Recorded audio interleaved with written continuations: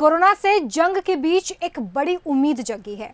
उम्मीद जगाने वाली खबर भोपाल एम्स से है, जहां पर आईसीएमआर और अमेरिका के फूड एंड ड्रग एडमिनिस्ट्रेशन की इजाजत से देश की सबसे बड़ी research agency council of scientific and industrial research की देखरेख में क्लिनिकल ट्रायल के शुरुआती नतीजे सकारात्मक आए हैं।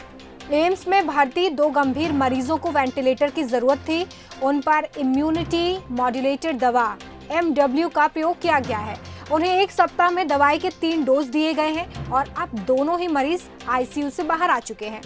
पूरी तरह से ये मरीज खतरे से बाहर बताए जा रहे हैं। एम्स के डायरेक्टर डॉक्टर सरमन सिंह के मुताबिक दवा ने दोनों मरीजों को ठीक करने में काफी योगदान दिया है, लेकिन इसका जो एनालिसिस है वो 58 डेज के बाद ही हो सकेगा। कोरोना के गंभीर मरीजों पर क्लिनिकल ट्रायल के बाद अब एम्स के डायरेक्टर और डॉक्टर्स इस काम पर अब ध्यान दे रहे हैं कि इन दवाओं को अब ऐसे मरीजों पर अप्लाई किया जाएगा जिनमें किसी तरह के कोई सिम्टम्स नहीं देखे गए हैं। तो इस पर हम ज्यादा चर्चा करेंगे कि कितनी महत्वपूर्ण ये बात हो सकती है। इस वक्त एम्स की ये जो सफलता है ये मध्य प्रदेश के लिए और भारत के लिए कितना कारगर साबित हो सकती है। हमारे साथ खुद एम्स के director doctor Sarman Singh live जुड़ चुके हैं। साथ ही हमारे साथ हमारे चैनल हेड शरद द्विवेदी जी भी लाइव जुड़ चुके हैं। चलिए, वो हमारे साथ फ़ोन पर जुड़े हुए हैं जिनसे हम बातचीत करेंगे। सबसे पहले सब बहुत स्वागत करती हूँ मैं आपका बंसल न्यूज़ पर, और इतने महत्वपूर्ण समय में आप हमें भी वक्त दे रहे हैं, इसके लिए आपका बहुत शुक्रिया। जी धन्यवाद आप सब। सर, मैं आपसे ये समझना चाहूँगी कि जिस तरह से ये ट्रायल किया गया है और ये ट्रायल सफल रहा है, इसे हम किस तरह से देखें आने वाले समय में? ये ट्रायल क्या अन्य मरीजों पर भी किया जा सकता है या एक वैकल्पिक तौर पर इसे हम देख सकते हैं?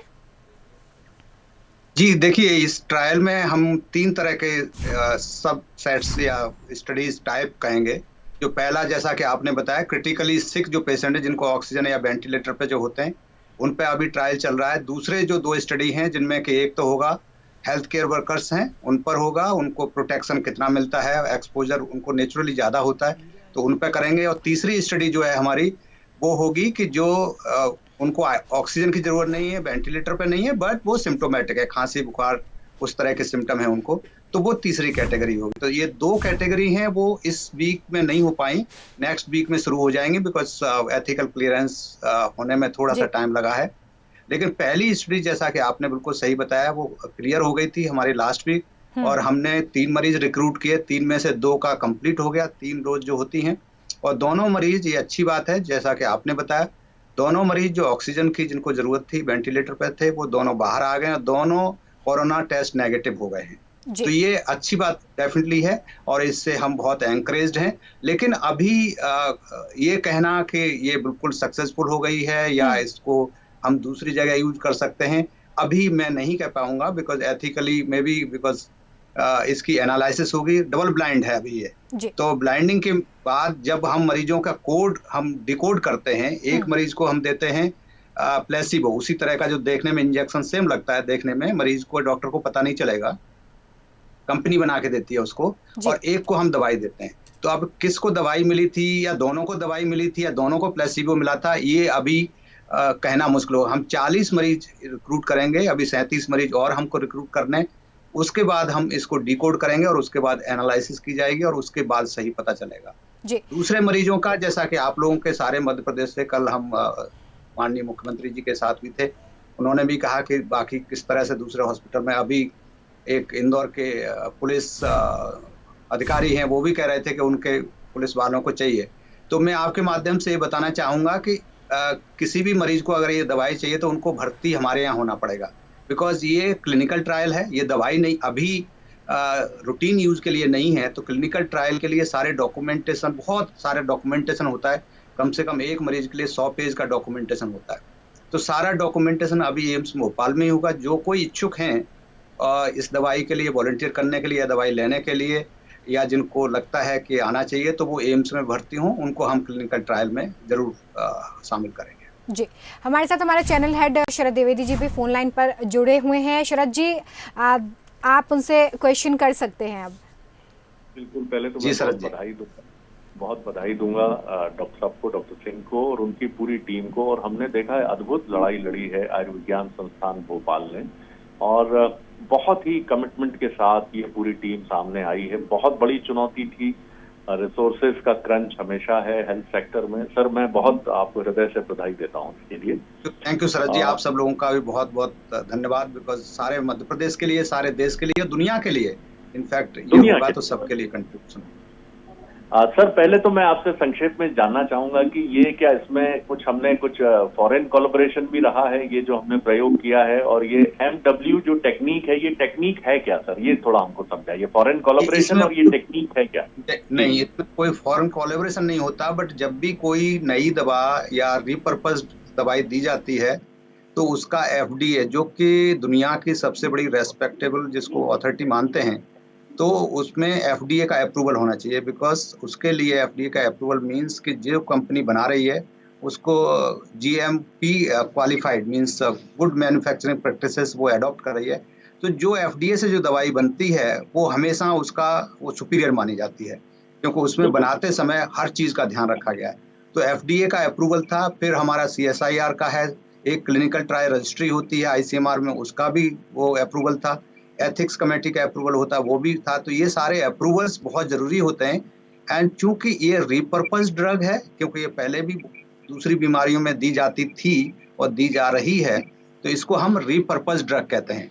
ये नई दवाई नहीं है। ये इनफैक्ट देखा जाए तो 1978 में 1978 में एक बैक्टीरिया माइकोबैक्टीरियम, जो सेप्रोफिटिक माइकोबैक्टीरिया होता है, जो सॉइल और वाटर में मिलता है, तो वहां से आइसोलेट हुआ था और उसको देखा गया कि ये बीमारी तो नहीं करता, लेकिन ये मनुष्य के लिए अच्छा होता है, उसकी इम्यूनिटी बढ़ाता है। उसके बाद इसको लेप्रोसी में यूज किया गया, ब्लैडर कैंसर में, लंग कैंसर में और सेप्सिस में। तो उसी को लेकर के कैडिला कंपनी, जो अहमदाबाद की कंपनी है, उसके पास इसके टेक्नोलॉजी के राइट्स हैं। तो उसने फिर CSIR और हम लोगों से बात करके हम लोग क्लिनिकल ट्रायल इसका कोरोना के लिए भी कर रहे हैं।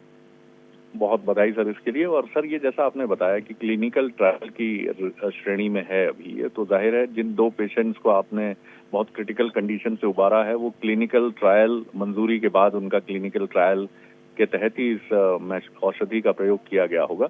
और जैसा आपने बहुत महत्वपूर्ण जानकारी दी है कि जो भी पेशेंट इच्छुक होंगे उन्हें भोपाल आयुर्विज्ञान संस्थान आना होगा, और एक लंबी प्रक्रिया होती है क्लिनिकल ट्रायल की, 100 पेज की, जैसा आपने बताया, उससे उन्हें गुजरना होगा।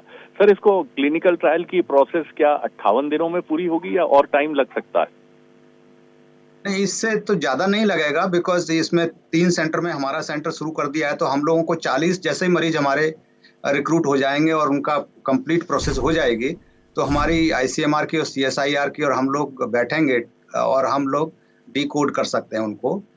लेकिन प्रीफरेबल ये रहेगा कि तीनों सेंटर, जिसमें चंडीगढ़ भी इन्वॉल्व है, एम्स दिल्ली भी है, लेकिन उनके कुछ डिले हो रहे हैं, तो उनके यहाँ अभी ट्रायल शुरू नहीं हो पा रहा किसी कारण से, उनके एथिकल वगैरह अप्रूवल नहीं हो पा रहे हैं। तो अगर हमारा हो गया, बिकॉज नीड है, अर्जेंट है, तो केंद्रीय स्वास्थ्य मंत्री जी ने ये भी कहा है कि अगर एक ही सेंटर से अगर इसमें अच्छे रिजल्ट आ जाते हैं तो हो सकता है उसको हम डिकोड कर देंगे। और डिकोड करने का काम ना कंपनी करेगी, ना एम्स करेगी, थर्ड पार्टी करती है, जो कि ICMR CSIR करेगी। अरे वाह। तो सर क्या हम ये कह सकते हैं कि देश में, जैसा आपने चंडीगढ़ और दिल्ली आयुर्विज्ञान संस्थान का भी बताया, लेकिन इसमें काफी मजबूती से आगे बढ़ने का जो काम है वो भोपाल एम्स कर पाया है अभी तक, ऐसा कह सकते हैं हम? कल हम मुख्यमंत्री जी को भी हम यही बता रहे थे कि भोपाल इसमें आगे, सबसे आगे निकल गया है।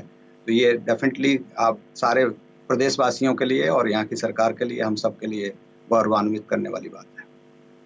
तो ये बहुत ही एक शानदार उपलब्धि। सर उन 2 पेशेंट का आखिरी सवाल कर रहा हूँ, 2 पेशेंट जो थे उनकी क्या स्थिति थी, और क्या वो गंभीर रूप से फेफड़ों के संक्रमण से भी कोरोना के चलते प्रभावित थे, जो अब काफी बेहतर स्थिति में और निगेटिव भी हो गए हैं कोरोना से? जी जी जी, बिल्कुल। उनको ऑक्सीजन की जरूरत थी, सांस नहीं ले पा रहे थे अपने आप, तो हम आर्टिफिशियल ऑक्सीजन दे रहे थे, वेंटिलेटर पे थे, और वो वेंटिलेटर से ऑक्सीजन उनकी सपोर्ट से वो बाहर आ गए हैं। अभी नॉर्मल वार्ड में हैं और उनको ऑक्सीजन सप्लीमेंटेशन नहीं दिया जा रहा।